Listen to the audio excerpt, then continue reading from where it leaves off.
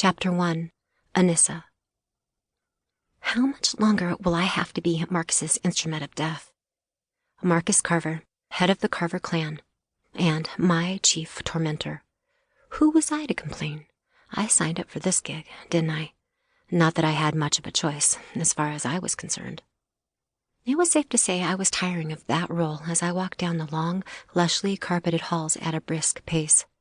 Before me strode the two black-clad men sent to fetch me.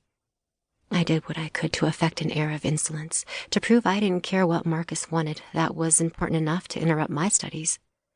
He placed a great deal of importance on my education, almost as much as he did on my other activities. I always had the feeling he didn't care about my schoolwork, only pretending to because he knew it mattered to me. His way of tormenting me. One of many. He would never forgive me for daring to question him, even as he used my skills. Marcus wasn't one to forgive and forget. The hall was so long, miles, maybe, it seemed, though that didn't make much difference to me or the pair in front of me. From the outside, to the human eye, the mansion looked like many others along the outskirts of New York City in the fancier neighborhoods.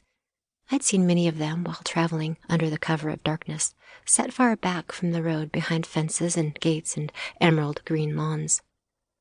An old enchantment, older than the ruling clans of our territory, made the mansion virtually undetectable in its differences from the sprawling homes around it. In fact, in comparison, the Carver clan's residence appeared much more modest than the others. But that was only on the outside, and only through the unskilled eyes of a human. I was glad to live in a time when vampires and humans lived side by side. Well, maybe not entirely side by side, not totally, and not peacefully, but we allowed each other to exist without much interference. I'd been raised on stories of humans hunting those of my kind with stakes and holy water, and garlic, and any number of other tools, many of which made no difference to an actual vampire. Lore had blown things out of proportion, but even though the myths were just that, those earlier days had been dark and dangerous for those of my kind. What did work? What did kill us? Pretty simple. Very few creatures, if any, could continue existing once their head had been removed and they had been set on fire. I didn't need to go to school to learn that. What else? A blow straight to the heart with a weapon infused with silver would do it. Removing our hearts would do it too. But back to my home. The home shared by all members of my clan appeared normal to an outsider. The inside was something far different. It was more like a small city with sections designated for each family within the clan. I could spend an entire day going from level to level, exploring the many rooms and libraries and kitchens and private apartments. A great ballroom extended along the top floor of the main wing, where we would all gather for parties and meetings. At least, we did before the fire. After that, it had been a long time since happiness had touched our clan. I told myself to stop thinking about things which didn't matter. I needed all of my faculties in full working order before meeting with Marcus. There was only one member of my clan whose wit matched mine, and it was his. Sometimes I felt like he was glad to finally have someone of his intelligence to spar with. I wondered what he wanted. I mean, I knew the gist of it. A kill, I figured. But what more specifically? That I didn't know.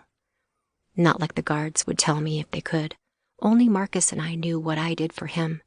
My side job, as he called it sometimes. He loved using words and terms he'd learned in the human world. He thought it made him smarter than the rest of us. As if many of us didn't venture into the human world. Though that said, most vampires didn't pay much attention to the ins and outs of human life. The guard to my right pounded one ham-sized fist against the wooden door leading to Marcus's chamber. I steeled myself, stiffening my back, trying to make myself appear taller than I really was. The fact was, my lack of height made me good at what I did. I could slip in and out of crowds. I was more agile, cat-like. It came in handy. "Come." Marcus's tone was haughty, though distant because of the thickness of the door to his private quarters. I allowed myself just one eye roll before Mr. Rightguard, I don't know his name, and don't want to, opened the door.